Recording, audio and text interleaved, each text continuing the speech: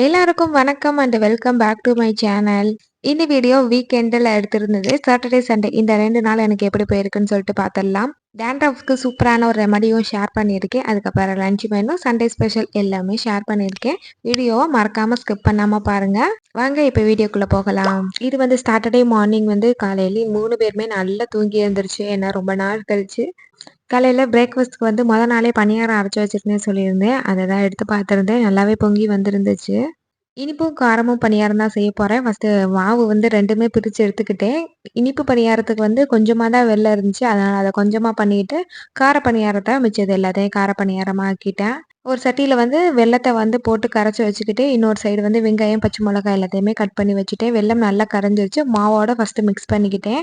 அதோட வந்து தேங்காய் துருவல், கொஞ்சமா சோடா உப்பு, வாசத்துக்கு ஏலக்காய் தூள் எல்லாமே சேர்த்து நல்லா கலந்து வச்சுக்கிட்டேன். அதுக்கப்புறமா கார பணியாரத்துக்கு கடாயில வந்து கொஞ்சமா எண்ணெய் சேர்த்துட்டு, கடுகு உளுந்த பருப்பு, கடலைப்பருப்பு சேர்த்து நல்லா ஃப்ரை ஆனதுக்கப்புறமா, கட் பண்ணி வச்சிருக்க வெங்காயம், பச்சை மிளகா, கருவேப்பிலை 3யுமே சேர்த்து லைட்டா வதங்குனதுக்கப்புறம் அதையும் மாவோட சேர்த்து நல்லா மிக்ஸ் பண்ணி வச்சுக்கலாம். இதுலயுமே கொஞ்சமா சோடா உப்பு சேர்த்துருந்தேன்.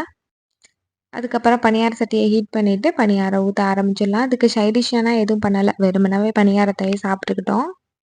இதில நெய் கூட ஊத்தி பண்ணலாம். நான் வந்து எண்ணெய் தான் ஊத்தியிருந்தேன். சுத்திலும் எண்ணெய் ஊத்திட்டு, அதுக்கப்புறமா பாதி இனிப்பு பணியாரம், பாதி கார பணியாரம் 2மே ஒரே கல்லுல ஊத்தியாச்சு. பணியாரம் வந்து லோ டு மீடியம் ஃப்ளேம்லயே வச்சா தான் அந்த கருகாம உள்ளலாம் வெந்திருக்கும். அதே மாதிரியே வச்சு எல்லாத்தையுமே சுட்டு எடுத்துக்கிட்டேன். காலையில வந்து டீயோ, காஃபியோ குடிக்கல சரி. இன்னைக்கு காஃபி குடிக்கலான்னு சைடுல வந்து பாலையும் காய வச்சுக்கிட்டேன். சுட்டு எடுத்தோனே எல்லாருமே கொஞ்சம் கொஞ்சமா சாப்பிட்டுக்கிட்டே அப்படியே வேலைய பார்த்துட்டு இருந்தோம். சனிக்கிழமை ஆச்சுன்னா என்னோட ஹஸ்பண்ட்க்கு ஒரு பெரிய வேலை இருக்கும். பாத்ரூம வாஷ் பண்ணிருவாங்க. சைடுல இருக்க பால்கனியையுமே வாஷ் பண்ணி குடுத்துருவாங்க. அவங்களும் சைட் பை சைடு அந்த வேலைய முடிச்சுட்டு அப்படியே கிளம்ப போயிட்டாங்க. நானும் அப்படியே காஃபிய குடிச்சுட்டு காலையில பிரேக்ஃபாஸ்ட்ட முடிச்சுட்டு, அதுக்கப்புறம் தான் கிச்சனுக்கே வந்திருந்தேன். கொஞ்சமா கார பணியாரத்துக்கு மாவு மட்டும் இருந்துச்சு. அத அப்படியே ஃப்ரிட்ஜில வச்சாச்சு. நைட்டுக்கு யூஸ் பண்ணிக்கலான்னு. 2 மாசமா என்னோட ஹேர்ல டாண்ட்ரஃப் வந்து ரொம்பவே முடியெல்லாம் கொட்டி போயிடுச்சு. 3 to 4 வீக்ஸா வந்து இந்த ஹேர் பேக் வந்து போட்டுட்ருக்கேன். நல்லாவே ரிசல்ட் இருக்கு. என்னென்னன்னா, சோத்துக்கத்தாழையும், அதோட வந்து பாசிப்பயிறு வந்து மாவு, அதோடயே தயிர் 3மே சேர்த்து நல்லா மிக்ஸியில அரைச்சு நம்ம வந்து ஹேர் பேக்கா போட்டு வச்சுட்டு 1 மணி நேரம் கழிச்சு குளிச்சுட்டு வந்தாலே டாண்ட்ரஃப் வந்து நல்லாவே குறைஞ்சிருக்க தெரிஞ்சுச்சு. ஹேர் ஃபாலுமே இல்லாம இருந்துச்சு. ஆனா உடனே எந்த ரிசல்ட்டுமே தெரியாது. ஒரு 3 to 4 வீக்ஸ் போட்டதுக்கு அப்புறம் தான் எனக்கே வந்து கொஞ்சமா தெரிஞ்சுச்சு. ஹேர் வந்து கொட்டிக்கிட்டே தான் இருக்குது. பட் ஆனா முன்ன அளவுக்கு இல்லாம இருக்கு. நான் வந்து பிக்சர்ஸ் ஆட் பண்றேன். போன செப்டம்பருக்கு வந்து நெறைய ஹேர் கட் பண்ணிட்டு வந்தேன். இந்த செப்டம்பர் வரைக்குமே நல்லாவே குரோத்தா இருந்தது. பட் ஆனா 2 மாசமா டாண்ட்ரஃப் வந்து ரொம்பவே முடி போயிருச்சு. பச்சை பயிறு வந்து ஊற வச்சு அரைச்சுக்கலாம். நான் வந்து நாள் ஊற வைக்க மறந்துருவேன்னு சொல்லிட்டு பொடி பண்ணியே வச்சிருந்தேன். அதோட சேர்த்து வந்து தயிரும், சோத்து கத்தாழையும் சேர்த்துட்டு நல்லா அரைச்சு எடுத்துக்கிட்டு பேஸ்ட் மாரி போட்டு வச்சுக்கலாம். சோத்து கத்தாழை தலையில உள்ள அழுக்கெல்லாம் எடுத்துரும். இது வாரத்துக்கு 2 நாள் போட்டாலே போதும். நல்லாவே இருந்துச்சு. ஹேர் பேக் போட்டிருந்த கேப்ல வந்து பாத்திரம் கொஞ்சம் அடுக்க வேண்டியது இருந்துச்சு. பாத்திரம் விளக்க வேண்டியது இருந்துச்சு. 2மே விளக்கி முடிச்சுட்டு கொஞ்சம் துணியும் இருந்துச்சு. அதையும் மடிச்சு வச்சுட்டேன். இதுலயே எனக்கு 1 மணி நேரம் போயிடுச்சு. அதுக்கப்புறமா வீட்டையுமே ஃபுல்லா வந்து கூட்டி கிளீன் பண்ணி முடிச்சுட்டேன். மைல்டான ஷியக்காவோ ஷாம்போ போட்டு குளிச்சுட்டு வந்துக்கலாம். பாப்பா வீட்ல இருந்தான்னா, இந்த வீட்ட 5 வாட்டி கூட்டுவேன். 5 வாட்டி மாவு போட்டு வச்சுருவேன். ஏன்னா, அந்த அளவுக்கு வந்து ட்ரெஸ் எடுத்தா அங்கேருந்து அத கீழ போட்டு வச்சுருவோம். திருப்பி வந்து சாப்பிடுட்டா குப்பைய பூரா போட்டு வச்சுருவோம்.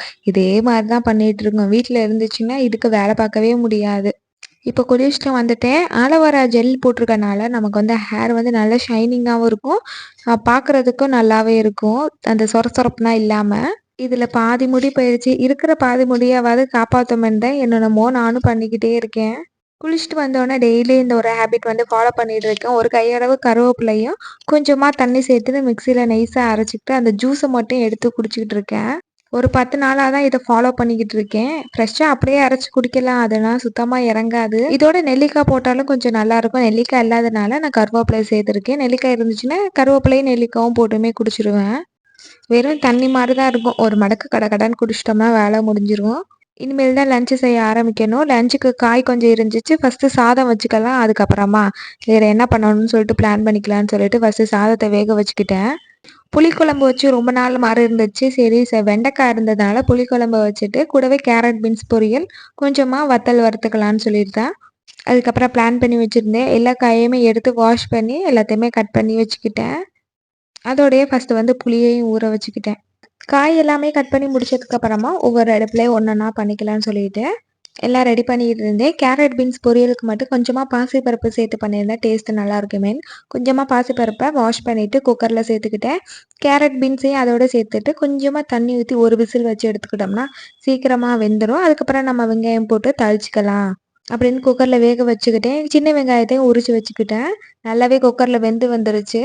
இப்போ ஒரு கடாயில் கொஞ்சமாக எண்ணெய் சேர்த்துட்டு கடுகு உளுந்தம் பருப்பு கடலைப்பருப்பு சேர்த்துட்டு வெங்காயம் பச்சை மிளகாய் சேர்த்து அதை நல்லா வதங்கினதுக்கு அப்புறமா நாம் வேக வச்சுருக்க காயும் சேர்த்துட்டு ஒரு கலருக்கெல்லாம் அந்த தண்ணி லைட்டாக ட்ரை ஆகிற வரைக்கும் கொஞ்சமாக தேங்காய் துருவல் போட்டு ரெடி பண்ணோம்னா பொரியல் வந்து ரெடி ஆயிரும். அதே வேற ஒரு கிண்ணத்தில் ஸ்டோர் பண்ணி வச்சுட்டு விளக்க போட்டுட்டேன். அதுக்கப்புறம் புளிக்குழம்பு வைக்கிறதுக்கு கொஞ்சமாக கடாயில் வந்து நல்லெண்ணெய் சேர்த்துட்டு வெண்டைக்காவை நல்லா ஃப்ரை பண்ணி எடுத்ததுக்கப்புறமா குழம்பு வச்சோம்னா அந்த வலுவலுப்புலாம் இல்லாமல் இருக்கும். அதே மாதிரியே நல்லா வெண்டைக்காவை வந்து வதக்கிட்டு அதுக்கப்புறம் தான் குழம்பு வச்சுருந்தேன். வெண்டைக்காய் புளிக்குழம்பு எப்பயும் வைக்கிற மாதிரி தான் வெங்காயம் தக்காளியை நல்லா வதக்கிட்டு மசாலா ஐட்டம்ஸையும் போட்டுட்டு கொஞ்சமாக புளியை கரைச்சி ஊற்றிட்டு நம்ம வெண்டைக்காவை ஆட் பண்ணி நல்லா கொதிக்க வச்சோம்னா புளிக்குழம்பு ரெடி ஆயிரும். சைட் பை சைடாக வத்தலையுமே வறுத்து வச்சுக்கிட்டேன். டைம் வந்து இதுக்கே 12:45 ஆயிடுச்சு. ஹஸ்பண்ட் வந்து 1 மணிக்கு வந்துடுவாங்க. அது மாதிரி எல்லாத்தையும் ரெடி பண்ணிவிட்டு சாப்பிட்டு முடிச்சுட்டு இதுக்கப்புறம் எனக்கு பெருசாக வேலை எதுவும் இருக்காது. கொஞ்சம் பாத்திரம் மட்டும் இருந்துச்சு, அதையும் வாஷ் பண்ணிவிட்டு வேறு சின்ன சின்ன வேலை இருக்கிறதையும் பார்த்து வச்சுக்கிட்டு இருந்தேன். முன்னாடி நான் ஹேரில் குளிச்சுட்டு வந்தோடனே அப்படியே சொரிஞ்சோம்னா பக்கம் அப்படியே பறந்துக்கிட்டு இருந்துச்சு. ஏன்னா டேண்ட்ரஃப் அந்த அளவுக்கு வந்துருச்சு. எதனால வருதுன்னு தெரியல, எதனால போகுதுன்னே தெரியல. ஹேர் பேக் போட்டு குளிச்சுட்டு வந்தேன், அந்த மாதிரி இல்லாமல் இருந்துச்சு.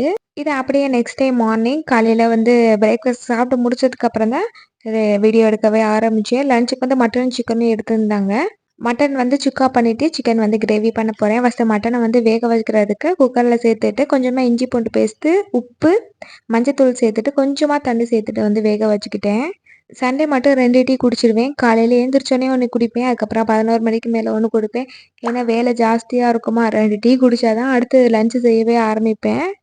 வேக வச்ச மட்டன் நல்லா வந்துருச்சு. பாப்பாவுக்கு கொஞ்சமாக எடுத்துட்டு சூப்பையும் எடுத்து வச்சதுக்கு அப்புறமா எங்களுக்கு வந்து மட்டன் சுக்கா பண்ணுறதுக்கு கடாயில் எண்ணெய் ஊற்றிட்டு கொஞ்சமாக ஸ்பைசஸ் எல்லாமே ஆட் பண்ணிட்டு பெரிய வெங்காயம் சின்ன வெங்காயம் ரெண்டையுமே சேர்த்து நல்லா வதக்கிக்கலாம்.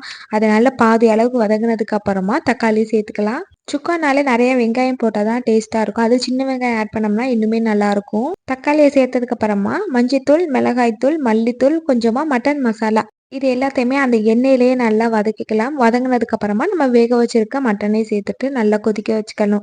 அந்த தண்ணியெல்லாம் ட்ரை ஆகிற வரைக்கும் ஒரு மூடியை போட்டு நான் வந்து வேக வச்சுக்கிட்டேன். சைட்லேயே வந்து சிக்கன் கிரேவிக்கும் ரெடி பண்ணிகிட்டு இருந்தேன். நல்லெண்ணெய் சேர்த்துக்கிட்டு கூடவே வந்து கொஞ்சமாக சோம்பு மட்டும்தான் சேர்த்துருந்தேன், வேறு எதுவும் சேர்க்கல. வெங்காயம் தக்காளியை நல்லா வதக்கி எடுத்துக்கலாம். எல்லாமே நல்லா வதங்கினதுக்கு அப்புறமா இஞ்சி பூண்டு பேஸ்ட் சேர்த்து அதையும் நல்லா வதக்கலாம். இதுக்கும் மசாலா ஐட்டம்ஸ் வந்து மஞ்சத்தூள் மிளகாய்த்தூள் மல்லித்தூள் சிக்கன் மசாலா சேர்த்துருக்கேன். அதையுமே நல்லா வதக்கலாம். இதுக்கு மசாலா வந்து தேங்காவோட தான் சேர்த்து அரைக்க போகிறேன். அதனால வந்து எண்ணெயில் எந்த மசாலா ஐட்டம்ஸுமே போடவே இல்லை. இதுவுமே நல்லா வதங்கினதுக்கு அப்புறமா சிக்கனை ஆட் பண்ணிட்டு நல்லா கலரிக்கலாம். சிக்கன்லேருந்து தண்ணி விட்டு வரும். கொஞ்சமாக தண்ணி சேர்த்து மட்டும் சிக்கனை ஃபஸ்ட்டு வேக வச்சுக்கலாம். அதுக்கப்புறமா தேங்காய் அரைச்சி ஊற்றிக்கணும்.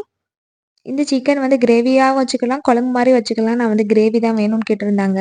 இப்போ மிக்ஸி ஜாரில் தேங்காய் சோம்பு மிளகு சீரகம் கொஞ்சமாக வந்து கசகசாவும் முந்திரி பருப்பும் சேர்த்துட்டு நல்லா நெய்ஸாக அரைச்சி வச்சுக்கலாம்.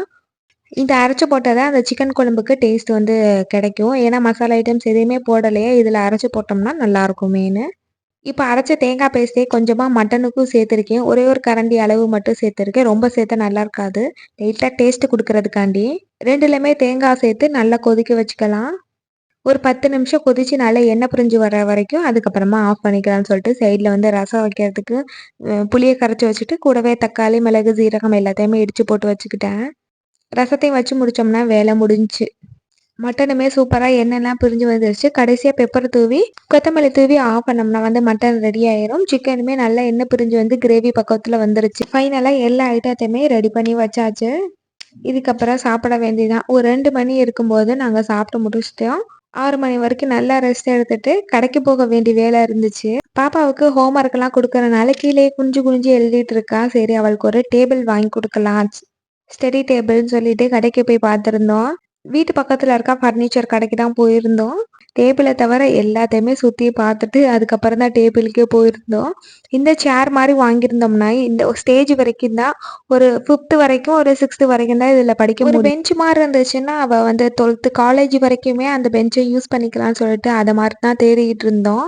இந்த மாதிரி தான். ஆனா இப்ப உள்ள ஏஜுக்கு வந்து இது கரெக்ட்டா இல்ல. அவ சேர் மாரி இருக்கிறது தான் கரெக்ட்டா இருந்துச்சு. பட் பெருசா டிசைட் பண்ணிக்கிட்டு அதுக்கப்புறமா நம்ம வாங்கிக்கலாம்னு சொல்லிட்டு, ஆன்லைன்லயே பார்த்துருக்கோம். பட் ஆனா நியர் பை ஸ்டோர்ல என்ன அளவுக்கு ரேஞ்சில விக்குதுன்னு சொல்லிட்டு பார்த்துட்டு வந்திருந்தோம். இதோட இந்த வீடியோ அவ்வளோதான். நெக்ஸ்ட் வீடியோல பார்க்கலாம். பை.